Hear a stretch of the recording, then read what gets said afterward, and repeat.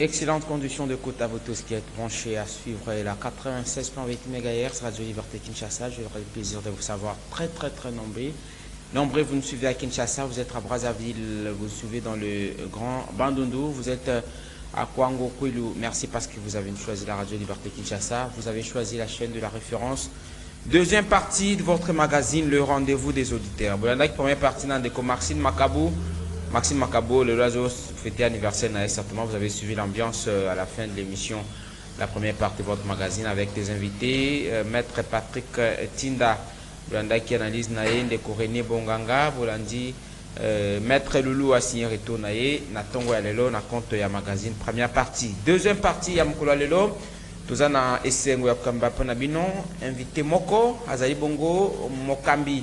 Il y a parti au Tobengi, Agir pour le développement du Congo nouveau, ADCN, parti politique aux membres et à Union Sacrée, beaucoup de analyse autour de la situation globale Yamboka, puis vision de la partie politique Nabango, puis autour Koloba, Maponomu, déjà ils ont annoncé, vous avez calendrier aux accueillis dans Mokambi extrait électoral depuis poste Leki, dans Ngopé Toko, Mayola Mamazeko, Kamoele, Congo démocratique, avec processus il y a paix à Nairobi, ensuite il y a 6 à Luanda, ma recommandation est Jamaki, tuku mekakukanisana bango, naye moto tubengi pona bino mokolo lelo. Aïb sabiso makanisana bango pona makamaze ko le kamele ko le ba déplacer bazaye ko subir traitement ba situation désastreuse, il y a Nzala bato Baiko Lusenga, Bolanda Mokambi Angola, Joao Laurenceau, Atinda qui moi contribution naïe. Donc la situation globale, Yamboka, na ndeko Adrien Bois Guérenbo parce que c'est de lui qu'il s'agit. Azana Bissou Longo, ndeko Motene. Bote ndeko mo Pandisango. Et c'est moi Kwembayo. Pour na compte, il y a deuxième partie à magazine en des auditeurs, tous en question fétiche. N'a autre coupé sa menu, il y a mission Mkoulalelo. Mboka Jutambola Boni Boni. Ah, merci beaucoup. Avant na kota na Mozindo, na kopesa mbote na baimboka, nyonso na isika bazwami, kopesa mbote na ba membre na biso nyonso ya ADCN à travers la République et également kopesa longoya pe makasi na baima pinga na biso bazali na front na moment oyo pona ko soutenir mboka na biso. Situation générale Yamboka Boyebi la fois passée dans le cadre déjà de l'émission Moko Awa on a colloqué Mboka Izana Kokoso alors Sengeli Nabiso to se mobiliser n'dengue chef de l'État dans un message à la nation dernièrement à Sengi na population nous sont pas se mobiliser pe ba s'enrôler dans l'armée pour défendre aux Izali souveraineté nationale ya Mboka donc situation Mboka Lelo ezali malamu te parti na biso ya est ezali toka occupé na ba envahisseur na ba oyo baye pona kotia mboka na biso na boko sope na difficulté senge na biso ba imboka totalement pour être to sauver mboka na biso. Donc surtout dans un contexte général, il y a situation na molekolo sur le plan social. Bakongolais bakangani par rapport à la position na bino donc bazo vivre du jour le jour autrement.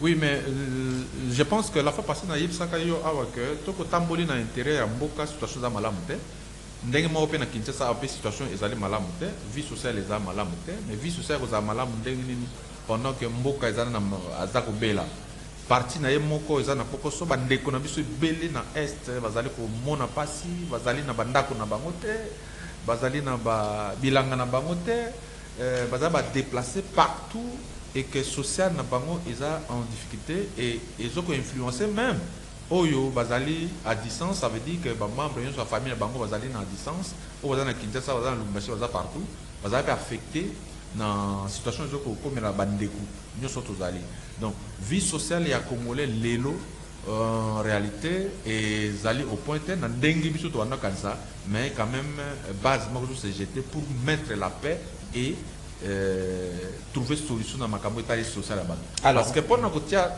social et ezwa place na ye esengeli mboka ezala na kimia. Alors aux alliés Mokambi ya to bengi lingomba agir pour le développement du Congo Nouveau, ADCN, autorité morale nango nani. Merci.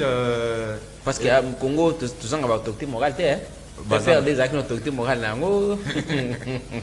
Bien, merci. Tozali ADCN agit pour le développement du Congo Nouveau. Bomoni Kumba parti, bon, tous en radio, tous en télévision. Sinon, on a na chaîne YouTube, on a rappelé que Bande Kubako s'est abonné massivement à CCTV Rally officiel. Juste après production à radio, vous avez directement émission en ligne dans télévision au groupe dans la chaîne YouTube Nabino au Bolingaka CCTV Rally officiel. Merci parce que vous avez confiance pour un nombre d'abonnés.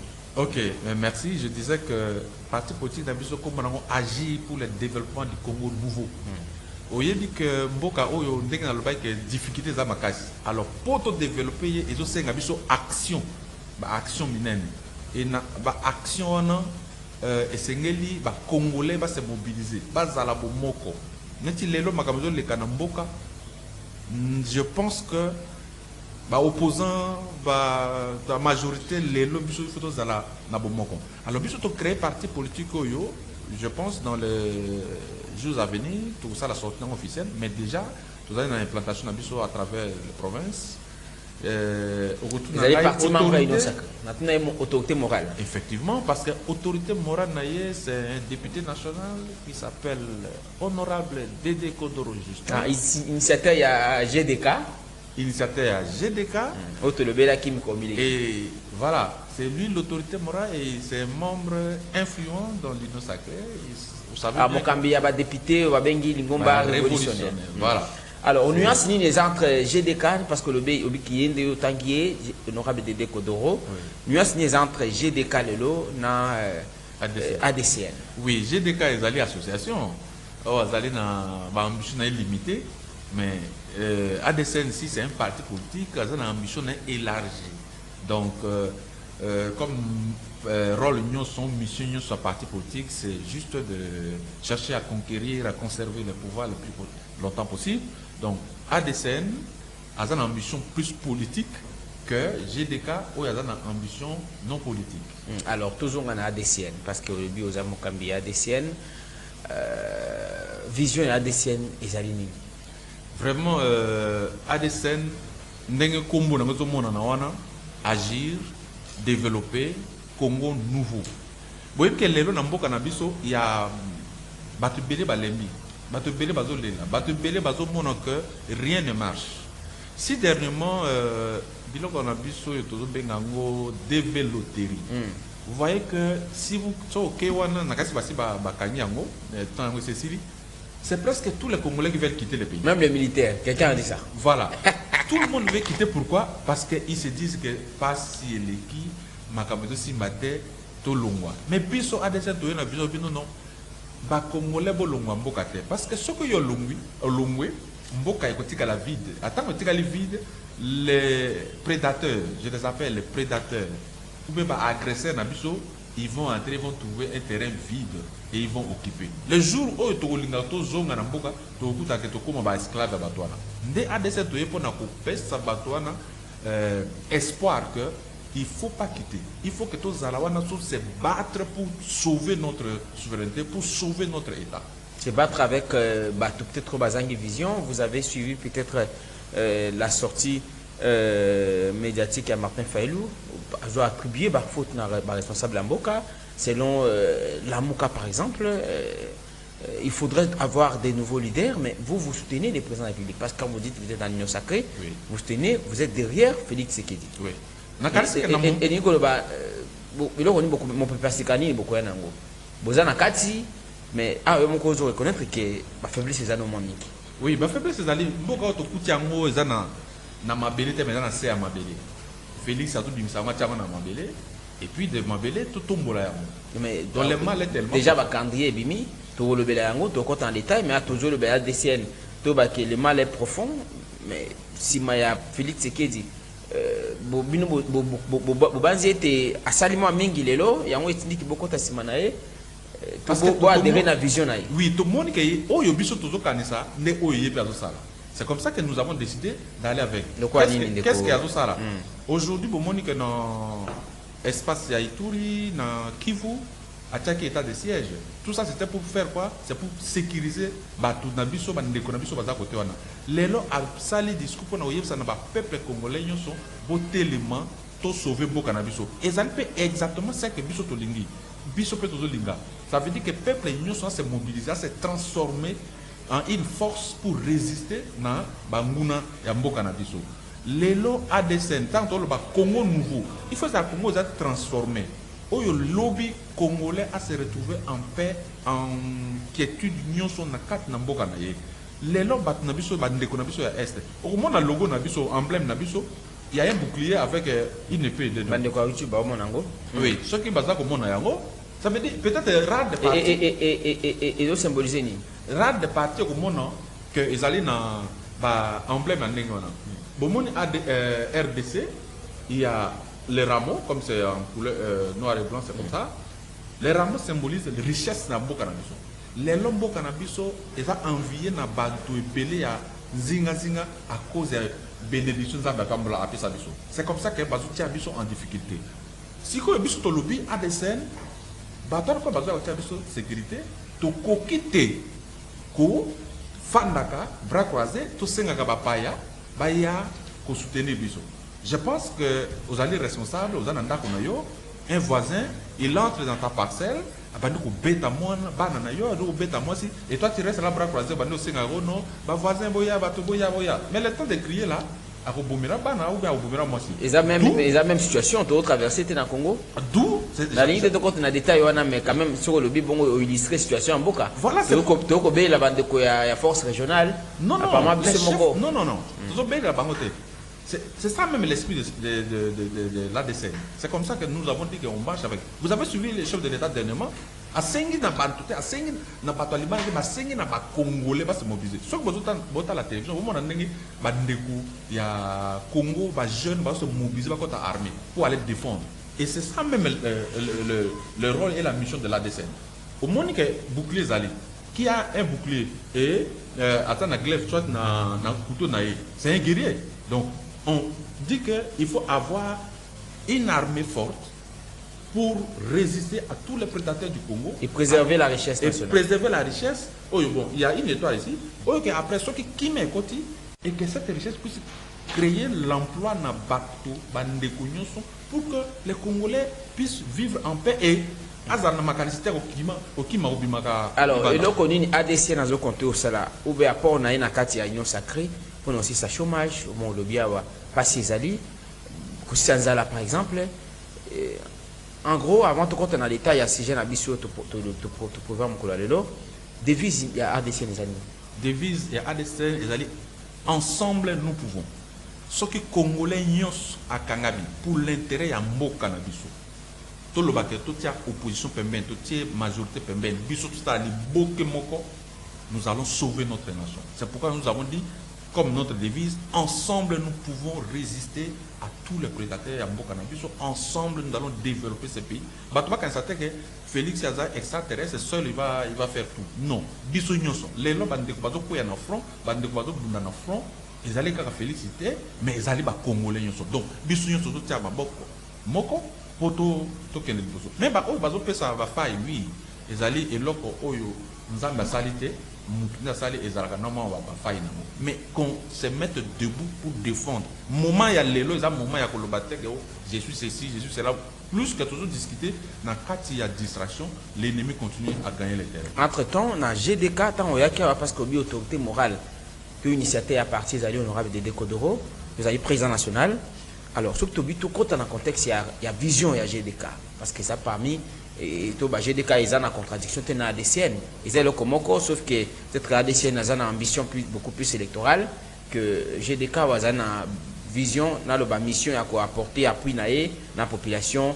Certainement, va traverser un moment difficile, puis la population démunie. Alors, tout compte, on a une canisi ou le bac qui a GDK. GDK, ils ont une canisi. Il y a qu'on rendre autonome les jeunes, notamment. C'est-à-dire que nous, le bac qui a la localisation en GDK, dans différents territoires, il y a circonscription électorale, il y a honorable de Kodoro. Sauf que dans le contexte actuel, il y a une situation qui est traversée. Au moment où il y a pour na miyibi babimisi bango mais GDK azoprenez justice ils allaient équitable et privilégier tes fort na faible contre faible lelo makambo tozo mona mboka bakonzi bakangaki bayibi bakangaki batiki misusu babi baronde bayibi te mbongo à l'état ebungi bongo mosolo à l'état kei toyibi suite na ngote est-ce que kota na contradiction te na vision ya GDK oyo toloba o ba de comme bazo benga faiblesse ya situation to traverser lelo sur le plan gestion. Oui, il y a une contradiction entre GDK et la DCN. D'abord, GDK. Na ino sacré. Nango le baso qui ibino bozo prôner ba valeur et que le lot autozo connaître namboka eza peut-être wanate. Ezali est-ce que bo se contredicte pour que soutenir ba makambo ba population zo déplorer par exemple impunité détournement olanda bande ko ba kanga ba otika c'est ce qui dit la population. Nous relayons. Oui, ça toujours le banc en tant que population. Mais toujours le bas, il faut justice équitable. Ça veut dire que Oyo Asali Mbeba, il faut payer dans Mbeba Yassali. Entre-temps, Bakangi Batiki. Oui, mais Bakanga c'est pour la prévention. Mais tant qu'on va remarquer, Basali enquête et tout, et démontrer que Moutou Bakanga Kiwana Azali innocent. Pourquoi on doit retenir celui-là jusque-là? Mais sauf que les lots en prison, tout à fait, mais ça a enquête sur Bango. Tant qu'on enquête ici, nous sommes dans la justice. Donc c'est situé en justice, mais c'est comme ça. Vous voyez, les chefs de l'État, ils ne s'ingèrent jamais dans le Makabo de justice. Justice a sali Makabo. À Kangi, je prends par exemple le cas IGF à Salaka. Il dénonce. IGF a dénoncé, on arrête, mais sans qui, après enquête, va remarquer que Moutouana, Tokangi est pour une raison qui n'était pas fondée. Donc nous ne pensons pas que ça c'est en contradiction. Au lobby vision, il y a ADCN pour aussi ça, par exemple. Chômage, en Anglais, il y a des développements besoin d'avoir apporté lobby pour créer un emploi, par exemple. Il y a un lobby awa. Na yeb sakio que tous allez avoir une richesse à Congo. Richesse wana, il y a un faut payer sa biso emploi. Richesse wana, il faut créer emploi. Parce que dans na ADC na idéologie na yé, o to bengi ango la social-démocratie ezali ko prôner la participation de tout le monde à la gestion, au développement. Et ça, c'est le plan économique, justice et tout. Donc, l'ADCN veut que les lobbies congolais sont à se retrouver dans Oyo, Nzambe à Pesaki. C'est comme ça que les sont Oyo, les espoir et si les bisous toyé, pour le bac, non, il faut pas que ça donne espoir.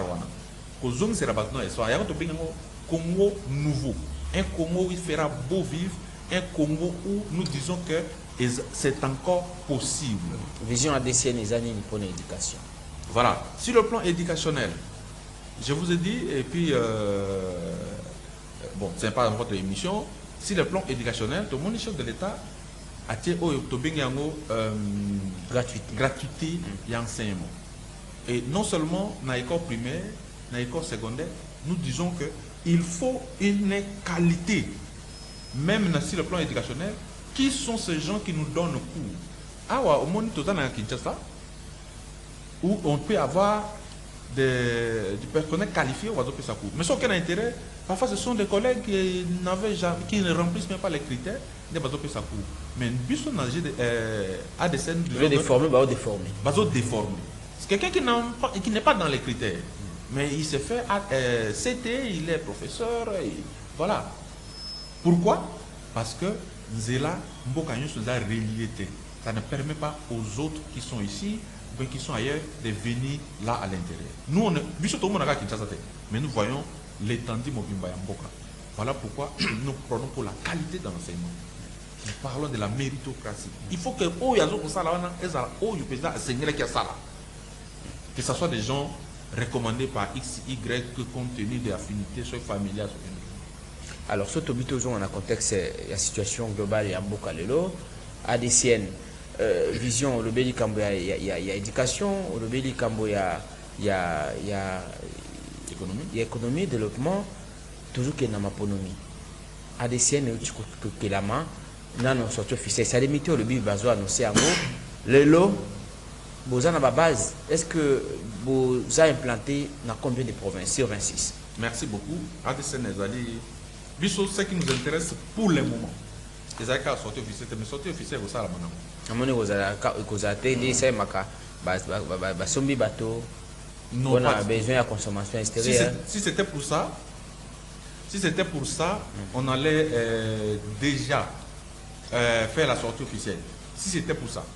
J'ai des scènes pour le moment à s'implanter. Ndeko Rodrigue, aidez-moi à se débarrasser de quoi sport to pesa mai. Ce qui to bagi so ont besoin mai non, tout ça en publicité ou contacter biso un service commercial. Longola ba nini wana comme ça ndeko mais la mai na moni azan moi pour ça mai. OK.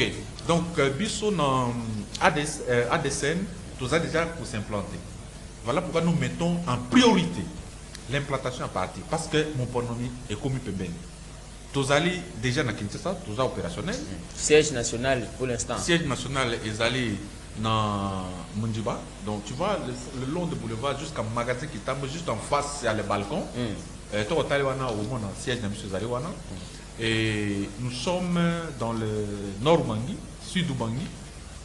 Les lois fédération est allé dans le Kivu.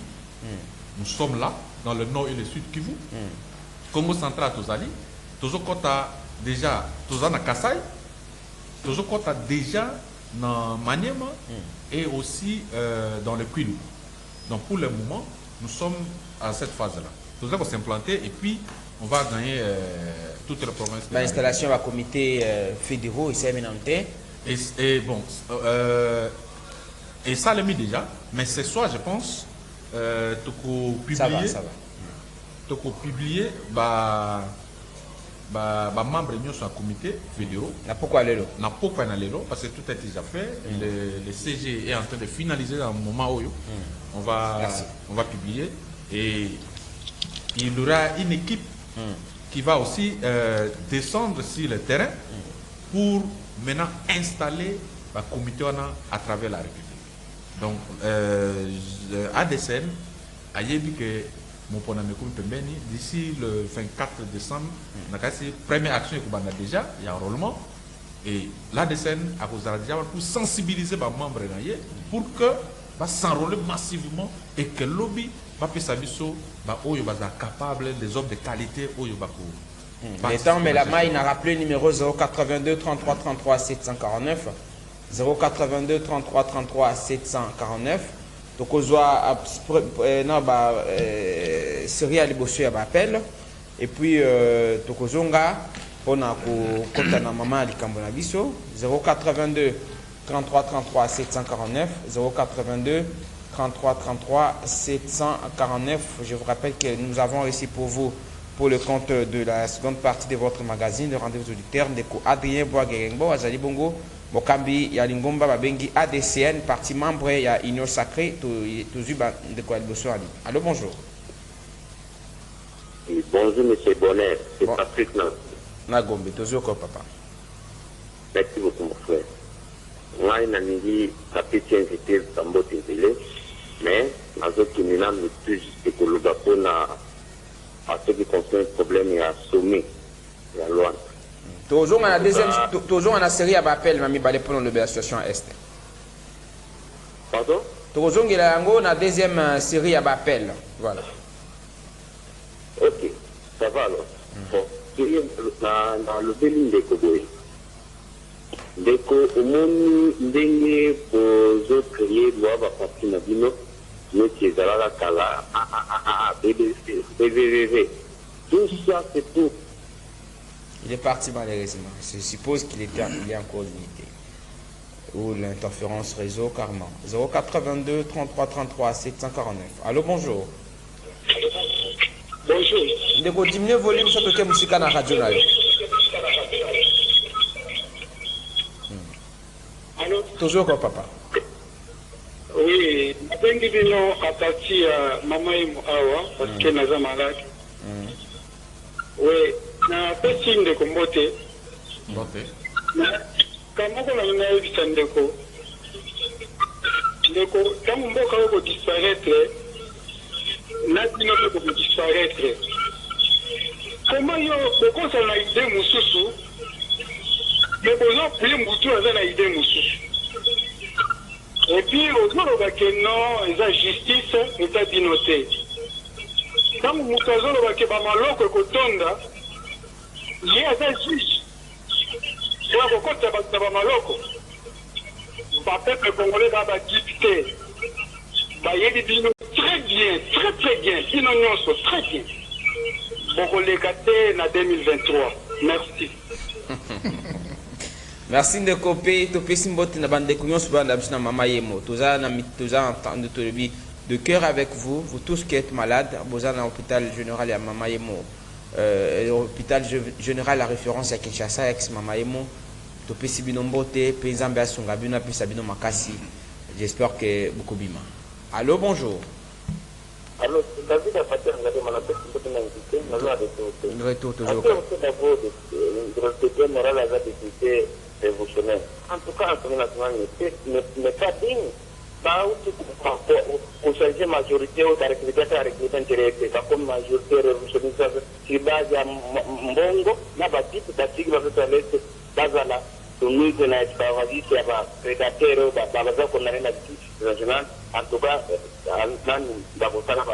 à partir de Bango, ils ont pour retrouver Congo, ils ont pour la mobilisation de la ils ne travaillent pas pour le Congolais. Quel salaire, quel emploi d'État? Comment va besoin de ça? Ils sont là pour chanter, pour la Moukouniambo, quand ils gagnent la vie de transport, ce n'est pas dit. Un député, c'est que ce prend sa tête et puis à sanctionner le gouvernement rwandais.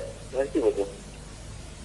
J'ai retenu qu'il dit que nous sommes les députés, le mécanisme c'est va changer de député, comment sa majorité, députés révolutionnaires, tous ces gens-là, qui les partis politiques ne sont créés selon lui, qui pour un intérêt égoïste là-bas. Allô, bonjour. Bonjour. De continuer le volume dans votre zokayo. Longa mke musika na radio.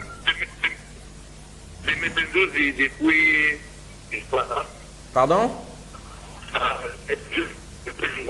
Ningwala diminuer le volume à radio place aux alliés pour adapter en famille. De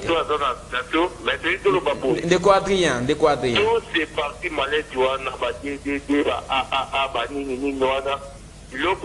a même tous les dit déjà. On a pas pour les cas. Parce que les peuples ont Pemba. Ils sont des athées par rapport à ce qui se côté. Déjà, parce qu'on va bénir, à le courant que l'élection, ils ont les cas. Pour les cas, on va monter. Parce qu'il y a la différenciation. Moi, ils ont la partie malade. Et puis, dans le groupe Batali, ils sont officiels dans la montée. Moi, ils ont la prière. On a des marques dans la moine. Merci. Merci de comprendre l'intervention. 082 33 33 749. On a rappelé qu'il y a un président national, il y a A2CN, Adrien Bois-Guerengbo. Adrien Bois-Guerengbo, à président national, il y a A2CN. Allô, bonjour. Allô? Oui, allô. Bonjour. Bonjour, de Kobingo Yapi Kombonani.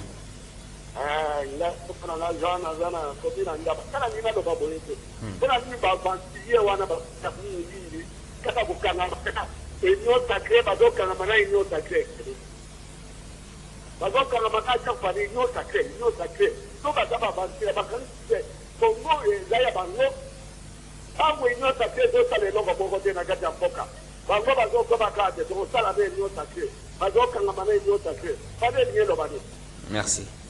Merci Obengi. 30 secondes au tiki pétant na bande comme susu. Faut babenga bozali et belia kobenga. Allô, bonjour. 82 33 33 749. Allô. Allô, bonjour de vous. De kotozo kobenga yapi kombonani. Donc, la bengi on a Pascal. Pascal. La personne de la petite invité dans le bout. De quoi Adrien? Invité à l'objet, il y a par exemple un valeur à Tangipengo, à Tangipengoana. Et puis à l'objet, par exemple, appartenir à une sacrée. Il y a sacré de l'homme et d'autres la banque valeur et d'autres la corruption, tout le monde a dit corruption à ciel ouvert. Parce que tout le monde a dit que le monde a Thompson à oui. Franchement, c'est ça la main, il y a la tire de l'eau, on va dire tout ça, comment il m'a une sacrée. C'est bon, il y a un peu de temps, la carte de l'eau, il y a un malédiction, il y a beaucoup de temps. Il y a beaucoup de temps, il y a beaucoup de temps. Merci beaucoup. 082 33 33 700. Inutile de m'appeler, hein? Si vous m'appelez, En tout cas, je suis en pleine émission. Inutile d'insister parce que je ne vous pourrai pas passer aussi sur nos antennes. Appelez à travers le numéro standard de la radio. Allô? Oui, bonjour. De Kotozo Kobenga Pekombona.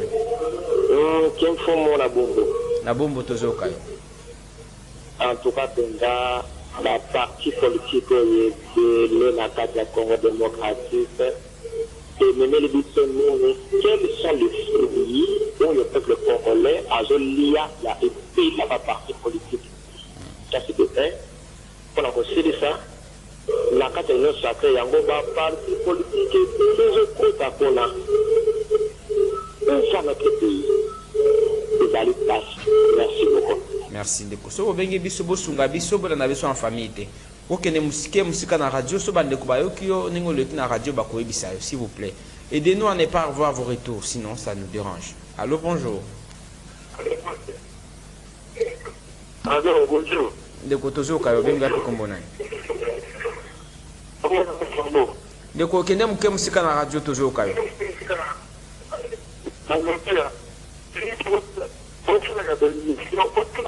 En tout cas, si vous voulez intervenir, aidez-nous à vous écouter convenablement.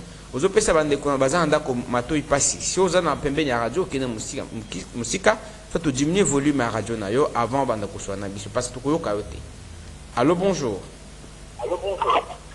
Bonjour, monsieur Bonnet. Les Kotozo Kaobengo à Pekomboni. La bengue quelque part dans la ville. Oui, mais vous avez la radio nayo. On a diminué. Toujours Kayo. Allô? Oui, ndeko. Na ningina tu na invité na yo. Ndeko Adrien. Na yo qui na dédié à l'obiki no bango président actuel akutaki mboka na sema bere bazubi misango. Na ningina tu na ye bato basala ki 32 na bao bakutaki après bango. Banani ba bole la poleka bango. Après ça biso réponse. Ba na tuni tangu président actuel akutaki biso na pays de l'Est kuna soki lelo etanate. Après ça biso réponse. Pour bango bazo ngana ki yazo sala mabala après ce biso réponse neto ke na fidèle ce qui est paradé le bango ba kolobani. Merci. Ba ko neto ba ko déléguer mabo. Merci. Merci beaucoup. Abi entre bateau basa qui 32 ans, na ba basali 18 ans parce que au kutimbo kanasia mabele. Banani basa qui malamu. Le lobo besoin encourager Bobi président Félix Tshisekedi à Osaka malamu. Allô, bonjour. Alors bonjour. Ndeko benga Pekombona. Nabenga kutina ngiringi. Ngenge tozo kayo. Ngai na semi data na sepe na analyse ya ndeko wana. Alingi pena tuna ye na parti na bango est-ce que fondation mon côté sans le parler de ko ça dire. Merci beaucoup. Merci pour la moto. Apesa numéro certainement ya musala na suka émission ce qui possibilité zali ou beaucoup contacter na numéro professionnel nangai o boyebi 082 33 33 749. Allô, bonjour. Allô, ndeko bonheur. Bonjour. Bonjour papa bengo ya Pekombona. Na bengi na monga fula mona mboka Peter Vladimir Paya. Ndeko tozo kayo. Ndeko na ngai tango bandeko mosusu bazali ko intervenir sur makambo ya union sacrée na ndenge ya mabe ezali kosala pasi parce que tozalaki na mboka oyo susi na biso nyonso ezalaki que président de la république a se débarrassé na bato ya FCC oyo bakreele biso bitumba oyo babomi économie na biso oyo babomi social na biso. C'est sur base de cet élément le chef de l'État a créé une union sacrée. On a déstabilisé le système oyo ezalaki crucifié. Et donc toyebaye que création union sacrée ezalaki très importante pour na mboka na biso. Wana ya liboso ya mibale président national et ADCN. Explication naie est tout à fait claire sur la vision économique, sociale et culturelle. Il y a ADCN. ADCN a zali na posa et que dorénavant tout comme un système économique introverti, c'est-à-dire système oyo ezali tourné vers biso moko. ADCN alingi ete ma matière première na biso ezala transformée na mboka na biso po ete biso moko bana ya mboka to bénéficier na ba richesse na biso. Sur le plan diplomatique, ce qui au tangi projet de société à ADCN ezali très différent na ba projet de société ya ba parti politique mosusu. Ozamoko ya ba ADCN, je suppose, hein? Nazali mon cadre ADCN et nazali ko sala une analyse objective sur ma explication au président national ya ADCN APC. Parce que parti mallette na aucune de komoko alobi makambo ya parti mallette. Parti mallette est implanté à travers toute la République. Mais ce qui est tali na mokolo ya lelo okomona que ezali na ba province nyonso nde bazali ko précipité po ete vision ya autorité morale na biso ezala ekoma na ba province wana. Biso même avant tokoma na ba province mosusu bango moko ba s'activer déjà sur base ya projet de société na biso babandi ko s'organiser dans quasiment toutes les provinces de la République. Donc nous ne sommes pas un parti politique malais, nous avons une vision claire sur le plan politique, sur le plan économique, sur le plan social, sur le plan diplomatique et sur le plan culturel. Merci. Et vous allez déterminer que Congo nouveau, nous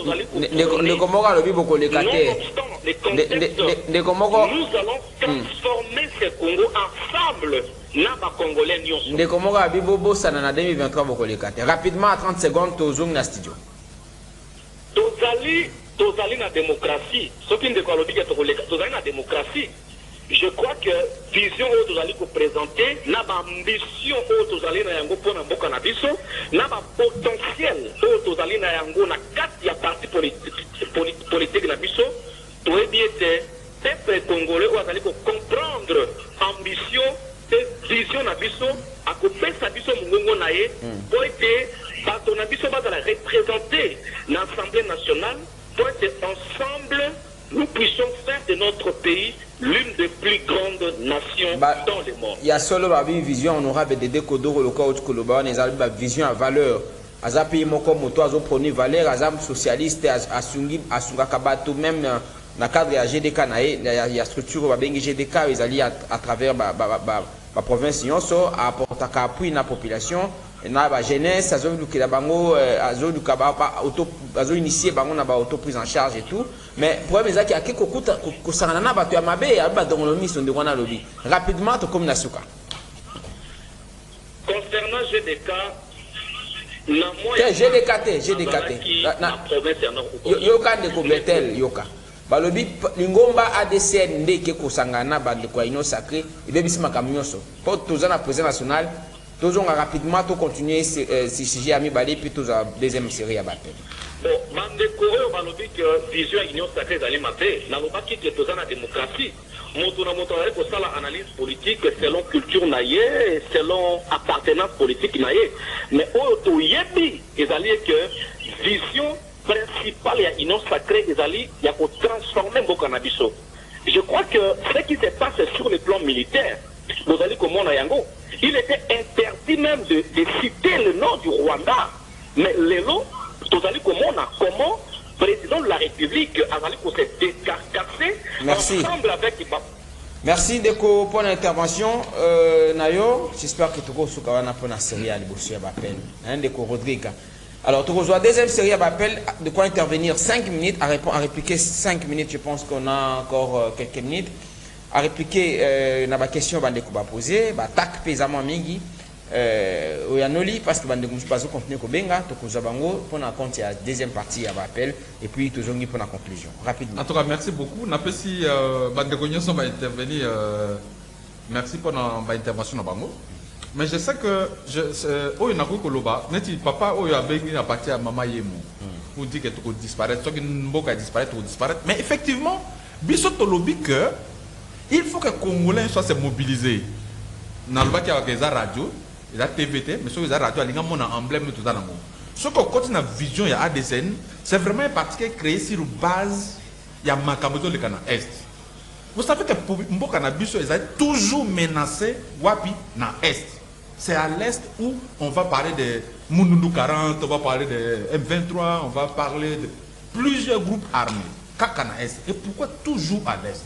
C'est pourquoi ADSN n'a pas de vision pour nous protéger bien ou richesse naturelle nzambe apesa biso et seigneur na biso totalement oui armée na biso azala vraiment une armée forte dissuasive, une armée équipée formée pour résister na ba oyo nyonso baza ko mettre mboka na biso à partir de l'est en difficulté. Donc soki biso to croiser bras na lobaki ngona ebandeli awa soki to croiser bras to komi na ambition ko bimaka sima na mboka na bapaya to kende mboka ko tika la vie à ce moment to ko disparaître et puis banguna ba ko ya ko occuper.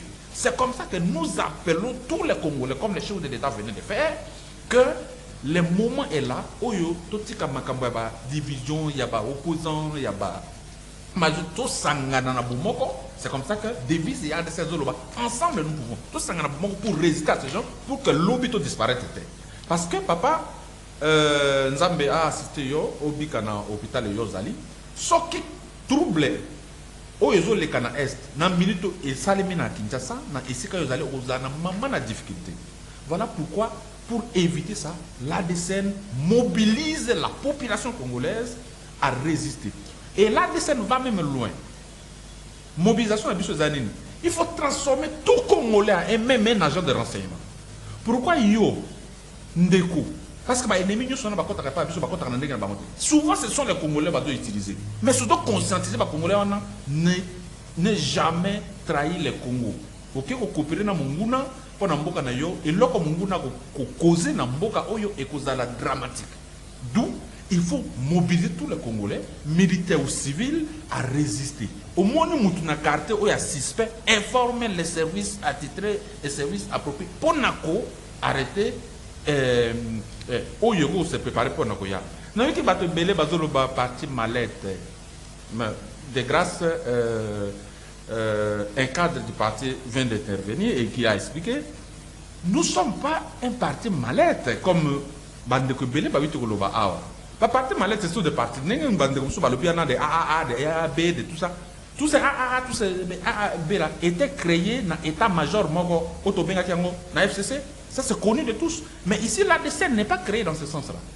ADSN, Azali, parti politique a se créé dans l'initiative, il y a autorité morale, il y a honorable Dédé Contrôle Justin, qui fait ses exploits dans l'Assemblée nationale, connu de tous.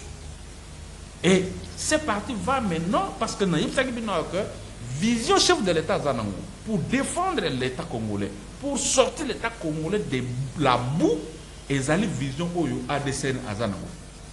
Ndeko moka zoloba 32 ans et 18 ans. Mon frère, sauf to tiki sentiment. Les losoko leki na ba artel et belé na mboka oyo ya Kinshasa, au moins na ba tout discours à Mobutu. Pourquoi? Parce que les gens se rappellent de ce monsieur là qui avait su en tout cas maintenir quand même unité nationale. Pas si ezalakanango. Le but est que les lois comme tout ça, ils sont sacrés et que tout va bien. Nous avons dit, j'ai dit ça ici. Mais il faut commencer quelque part. Et le chef de l'État actuel est en train de faire quelque chose. Il faut tout se mobiliser pour sortir de cette situation. 18 ans plus tard, qui des proches de Kabila qui pouvaient faire la prison? Aujourd'hui, même les proches de Félix, ils font la prison. Cela veut dire que la fois passée, on nous avait dit quoi? La porte des prisons est ouverte. Mais tout le monde a dit c'est la population lambda. Bateau Bazangi soutient. Mais quel est l'homme fort, politique ou militaire? Mais du temps de Félix, on est en train de voir. Ça veut dire qu'on est en train de chercher un peu à corriger les choses. C'est pourquoi nous demandons à tout Congolais. Toi, tu as un sentiment. Les choses de l'État fait sa part.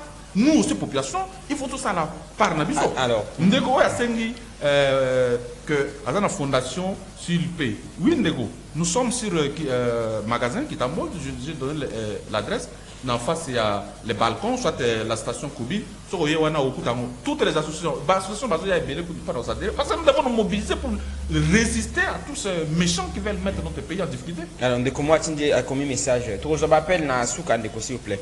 De comment commis abi tout les langues de coïno sacré makamutuzo vivre na zando. Est-ce que bayebi ango? C'est une question qu'il a écrit à travers notre standard. De comme soit lobby à raison d'atout certainement à Sankourou. Merci à vous tous, vous qui nous suivez. Vous êtes dans la province de Sankourou. Merci infiniment parce que vous allez intéresser dans le magasin rendez-vous à lobby. Là tout ce qui rendu comment ça? ADCN comme on a Sankourou, c'est la question qu'il a posée. Malheureusement, il n'a pas signé son message.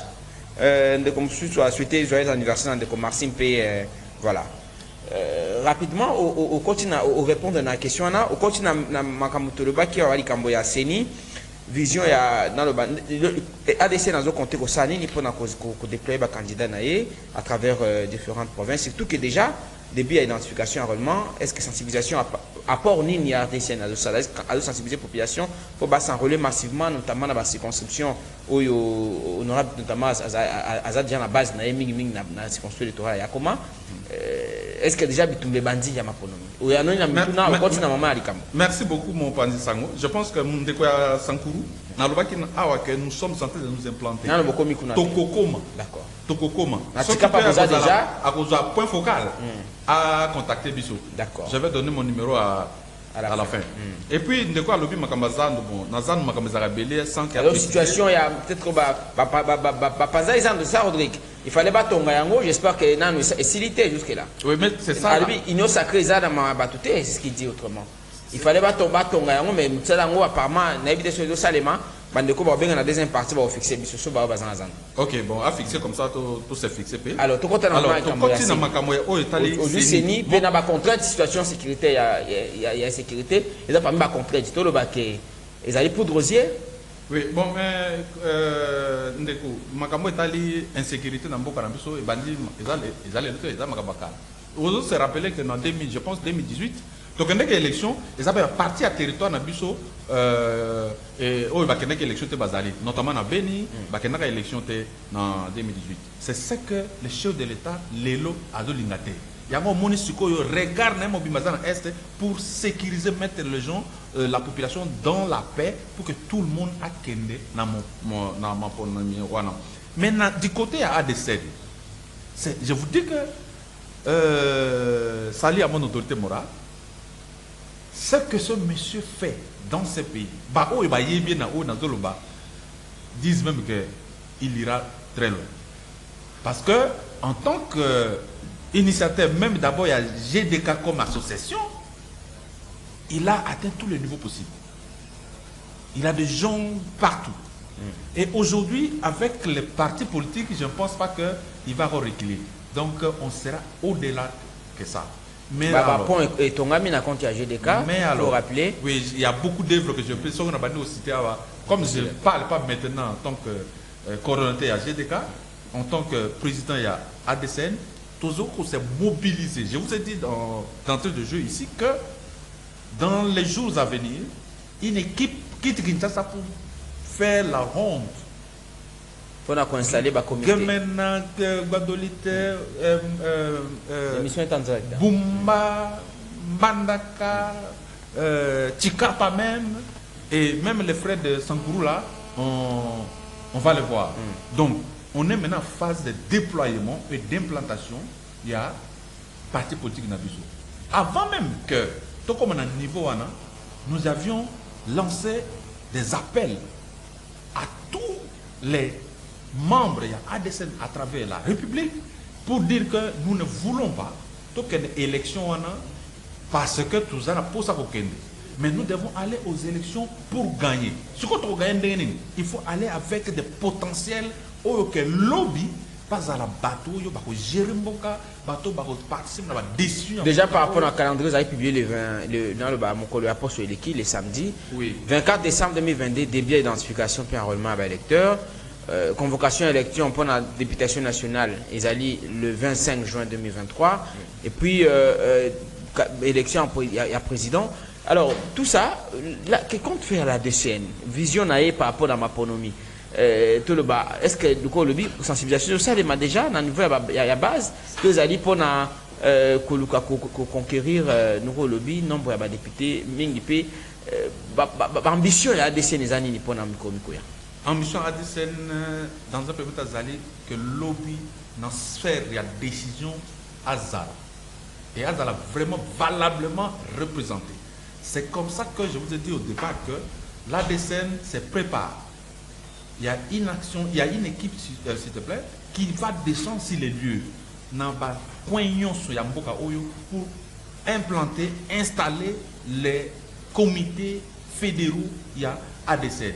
Et maintenant, dans le moment où on a ça, il y a déjà de grands qui se fait déjà sur le terrain parce que tout le monde qui député boité si on n'a pas des électeurs.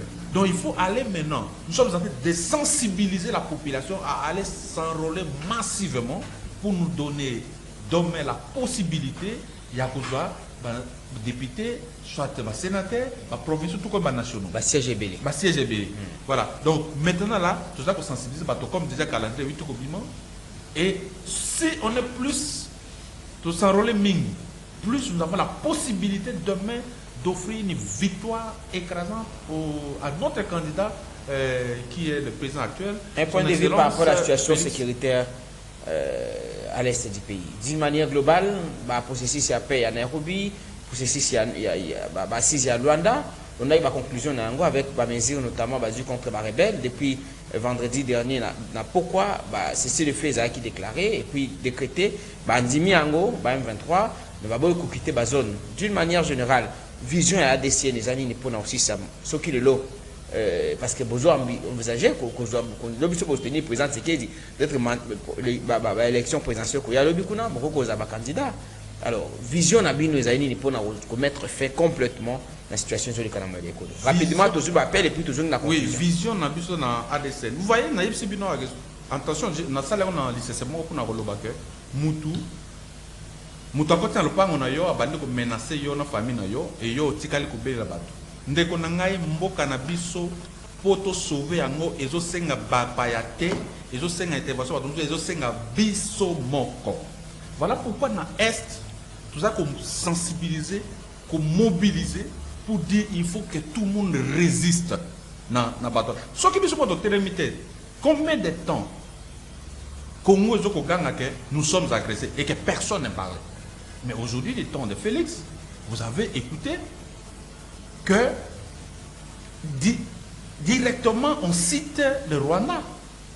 Mais ce qui ne se faisait pas hier, alors qu'ils étaient ici depuis des années, depuis même des décennies. Mais aujourd'hui, tu l'as vu que s'il faut attendre toujours les autres là, continuer à envahir et mettre les gens en difficulté, d'où nous devons nous mobiliser. Par exemple, au satellite, au tout ça, vraiment, ce que je peux vous dire, c'est de prendre conscience que mbo cannabis est un mbo cannabis. Mon paya moko tagoya au sarabiso makambo ya malam pour les biso moko. Nous devons nous-mêmes nous mobiliser pour résister à tout ce méchant. Nous ne voyons pas que l'Est, ça peut aussi surgir. Vous avez vu ici dans le Bandundu, ici, ce qui se passe. Mais il faut qu'on résiste à tous les niveaux. Toujours appel, Zongi, pour la conclusion de l'émission. Deuxième partie à mon collègue. Rappelez que tu as mis de Adrien Boagerengbo, Azali Mokambi. Il y a ADCN, parti politique président autorité morale, honorable Dédé Kodoro. Allô, bonjour.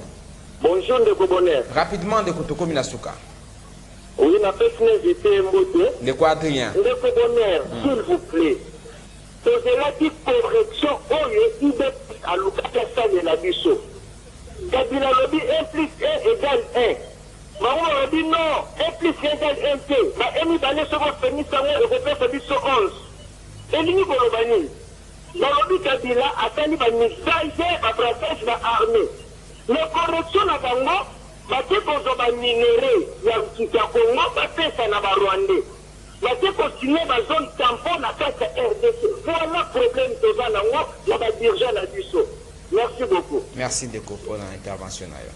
On a incriminé Bino Bakambi, union sacrée. On a un accord signé, selon Bango, ils ont solution ultime pour la situation à Esther. Allô, bonjour. Allô, bonjour. Ah, bonjour, Koto Nasadou. Bonjour, Zate. biso zanda on peut tout mon ami tu vois moi avec les biso bandate mai awa bandate yaki moi to tandezate to situation bizarre yeso mutoje sakana atika biloba Une situation bizarre, Azan.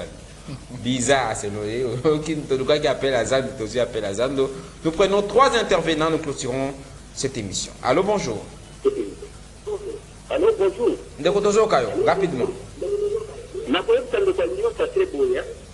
Je suis de comprendre les positions là-bas. Bango soutient la bango dans le pouvoir, faire de savoir la faute. Parce que Félix a fait le pour diriger Mbokao. Les hommes ont un sabat, mais on peut le alors que on y a au Kabila Salaka, il y a encore Félix à tout un drango. Donc, pour terminer la Kabila, mais pourquoi tu sais qu'on termine la Félix sur la Kenya? Hein?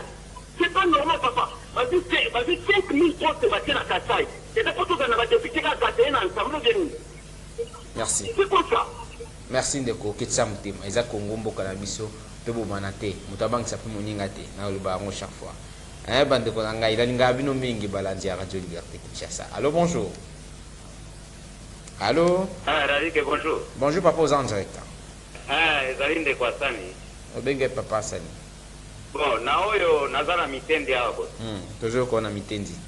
Oyo ndeko oyo azoloba wana pona makambo etaneti makambo ya armée. Kame baye baki Kabila betaka batu wana pe bakenda libela. Mais ye bango moko nde baki koluka bango pe bango na cimetière esika bazalaki. Le parti malheureusement. Nous prenons le tout dernier intervenant. Je pense l'avant-dernier. Allô, bonjour. Allô, bonjour. Rapidement, Deko, toujours Kayo, pour tous na Bandeko mondial, plateau spécial à mondial, Bazia sur la cible. Deko Adrien Bois-Grengo. Merci pour la vision à Bango Bazana Mwana. Et puis, bala na badirima so ya balilu bazobenga bengana te. Bala na vision oyo pona kosola mboka. Bongo eza ya biso nyoso ki bongo eza ya kutuma kote. Otolo ba moyen to sauver mboka na biso. Union sacrée eza ba valeur, eza bato bazana plaisir à kosola mboka, ne bato kota na union sacrée. Bato bana plaisir à kosola mboka te bato boya union union sacrée. La bande pour la base à 2023, par rapport à la guerre, union sacrée et on toujours première. Merci beaucoup. Merci. Je pense que clôturer l'appel. Merci, Ndeko. Tu communes à Souka. Tu continues par expérience, tu vois qu'il y a jusqu'à 14h, alors que le programme est. Je rappelle que le programme, il y a journal mondial. Tout à l'heure, dans 11h45. Alors, il faut aussi ça rapidement parce que c'est ça, Rodrigue. 11h45, journal mondial. Rapidement, de quoi dire. Merci beaucoup. Mi ya globalisate, bandeko na biso ya Zando,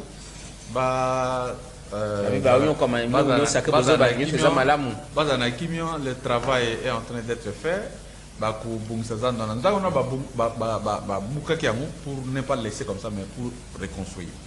Ndeko Asani alobi ke Kabila betaka batoana mais biso to yoko zongi sabamwa c'est que ndeko Asani signé d'accord ne bazongi je ne sais pas ce qu'il veut dire exactement mais je crois que les groupes quand on parle de groupes armés à l'est on parle pas que de M23 ndeko makamozo lobawana si tu parles à l'est si tu es la bande lobi biloko ndengwana tu vas te mettre en difficulté parce que bandeko bazana est bazako nyokwa makoleka et que dire des choses que Kabila beta bango bakenda libera pendant que est-ce que M23 va dans Ituri mais les gens qui sont en train de mourir de fuir leur village là-bas ce ne sont pas des M23 à Ituri donc les systèmes anciens les systèmes kabylistes nous ont laissé de multiples centaines de groupes armés qui nous mettent en difficulté et Félix vient pour finir avec ça voilà.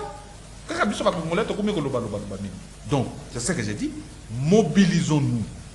Mobilisons-nous. Nous avons besoin que notre Congo soit prospère demain et qu'il soit développé où il fera beau vivre. Que les Congolais aient un espoir que Moutoumousous mais c'est lui-même.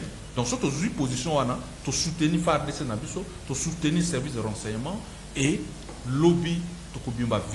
Un message particulier à tous ceux qui vous ont suivi aujourd'hui, qui vous seront également sur notre chaîne YouTube CCTV Ralik officiel, à tous les membres de l'ADCN, à tous ceux qui n'ont pas peut-être eu le temps de vous suivre aussi, mais ceux qui te le baka au mituna mutuna, topé au kanisi mutuna ni ngai ko ozela ke totuna yo ya motu ya ototunité o mituni mutuna wana yo moko pe oyanoli to clôturer émission. Merci beaucoup. Message na ya suka na ngai ko yebisa na ba membre nyonso ya ADSN et na population nyonso que ADSN est en marche et que mutu nyonso a se mobiliser pour prendre son adhésion dans ADSN.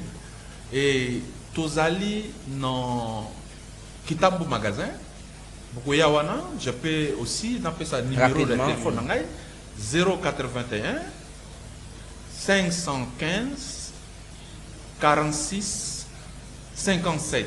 Je reprends 081 515 46 46 081 515 46 57. On le dit 081 515 46 57. 46 57. 57. Ok. Mais voilà. Tout le monde aux élèves tout au long de l'entretien. Comment vous faites pour vous faire financer? Ça veut dire que déjà oui. Oui, j'attendais cette question parce que peut-être on veut dire que c'est Kabila c'est Félix qui a créé pour telle personne. Non.